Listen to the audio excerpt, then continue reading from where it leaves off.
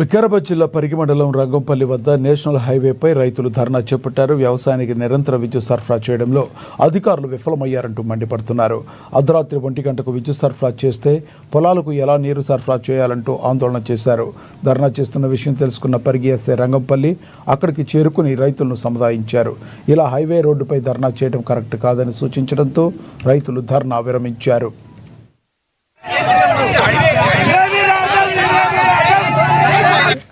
Mid నైట్లో 1 గంటలకు రావడం జరుగుతూ ఉంది. ఆ లో స్టేజ్లో ఉన్నటువంటి కరెంటు కూడా మేము నైట్ అక్కడ పోక ఆ పీజులు ఎగిరిపోవడం, మోటార్లు గాలిపోవడం అట్లాంటివి చాలా ఇబ్బందులు గురవుతున్నాయి. ఇక్కడ వచ్చి అనేక సందర్భాలు ఇక్కడ హెల్పర్స్ కానీ లేదా లైన్మెన్ కానివ్వండి, లేకపోతే ఏసాప్ కూడా మేము కాల్ చేసి సార్ ఇదేం పరిస్థితి అంటే ఏసాప్ అసలు రెస్పాండ్ అవ్వడం లేదు. ఏసాప్ ఇక లైన్మెన్ ఇక్కడ ఉన్నటువంటి లైన్మెన్ గారు మరి అక్కడ పైనుంచే వస్తుంది, మాకేం తెలియదు, పైనుంచి పైన మీరు అడగండి అని చెప్పేసి వాళ్ళు చెప్పడం జరుగుతూ ఉంది. ఇక్కడ ఈరోజు కూడా మార్నింగ్ వచ్చి ఆ 8 గంటలు రోజువారీగా 8 గంటలు పోవడమే కాకుండా మళ్ళీ ఈ పొద్దుగాల నుంచి మార్నింగ్ నుంచి పోవడం, మధ్యలో ఒక 2 అవర్స్ పోవడం, ఎవరు కూడా స్పందిస్తలేదు. ఎవరు ఫోన్ చేసి ఇక్కడ ఆఫీస్లో ఇక్కడ ఒక నెంబర్ ఉండదు, ఎవరు స్పందించరు, లైన్మెన్ స్పందించరు, ఏసాప్ స్పందించడు.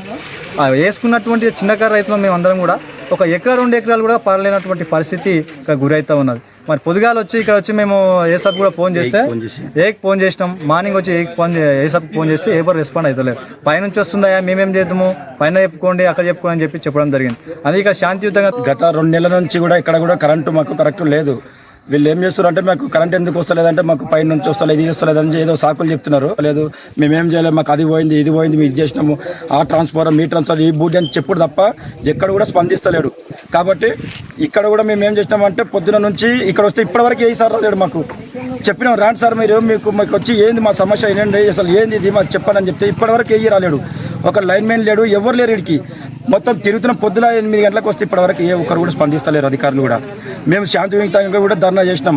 ధర్నా చేసి మేము చెప్పిన మే కూడా ఇప్పుడు మీరు రాకపోతే నెక్స్ట్ మళ్ళీ ఇప్పుడు వస్తారంట.